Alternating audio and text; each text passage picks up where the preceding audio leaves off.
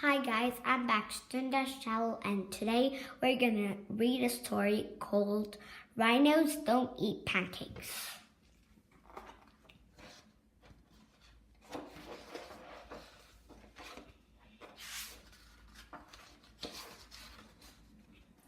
Do you ever get the feeling that your mom and dad aren't listening to a word you say?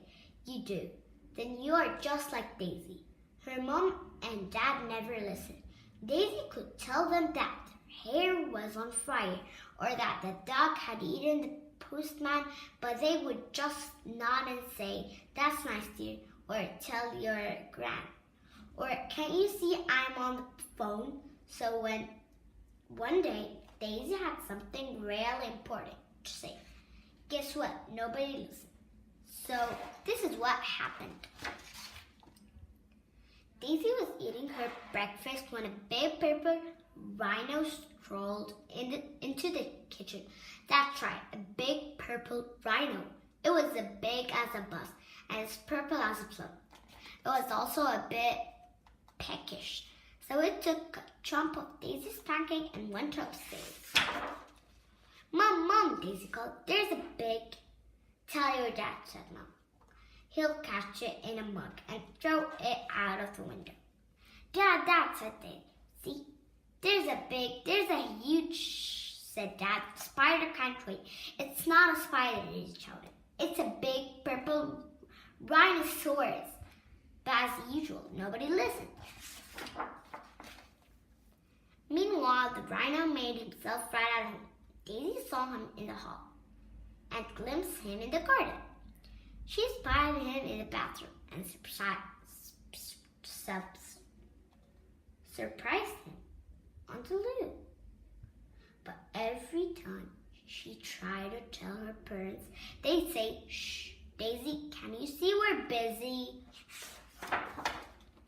Daisy's parents were busy all week, so Daisy began to talk to the rhino instead. Soon they became good friends. They played hoopla and made pizza together.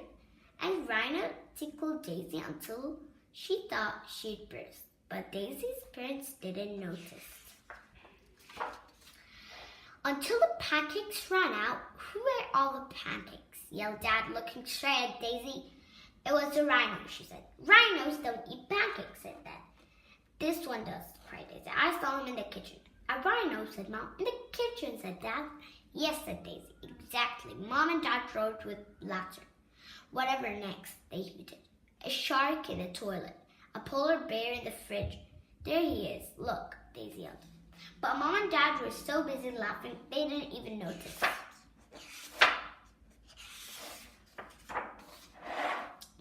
"Come on, Rhino," said Daisy. "I've had enough of this."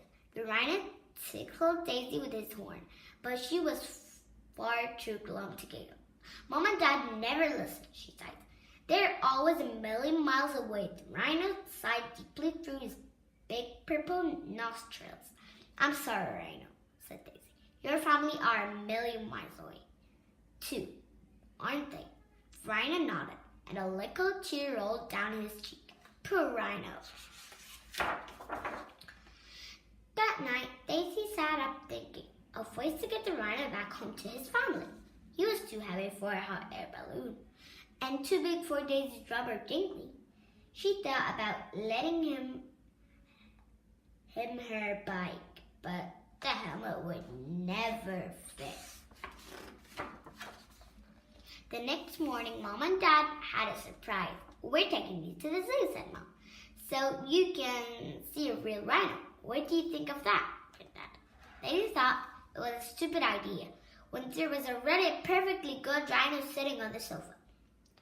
But she didn't say so. What was the point? Nobody would listen.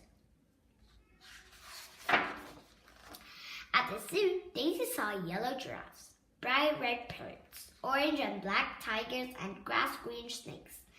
But she couldn't help thinking about her poor purple rhino. "Hurry up, Daisy," said Mom. "The rhinos are this way."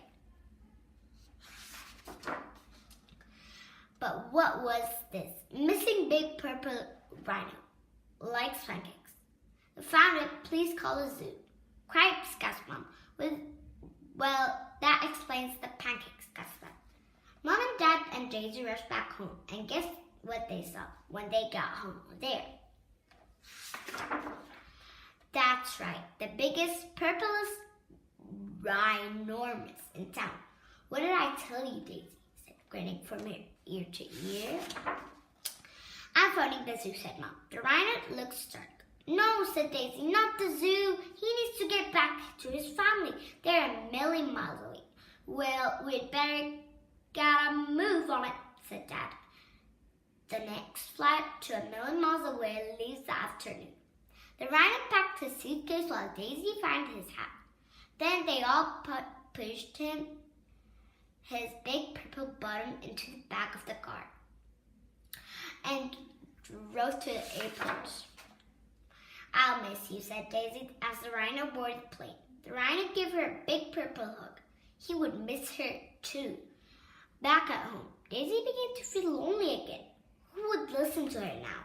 But little Daisy, she realized that everything was about to change. Tell us about the rhino, Daisy said. No, yes, said Dad. Tell us about the big purple pancake-eating rhino. So Daisy told them about the hoopla and the pizza and the tickles. And guess what? They listened and listened until she had completely run out of words. It was brilliant. Is there anything else you'd like to tell us? Asked Mom as she took Daisy into bed that night. Daisy looked out onto the landing. No, that's all for now, said Daisy, smiling. Good night. The pink polar bear would have to wait till tomorrow. The end. This story is wrote by Anna Kemp and illustrated by Sarah Live. So, if you like this story, give it a thumbs up. If you didn't, a dislike. So, don't forget to subscribe, like, and share. See you next video. Bye!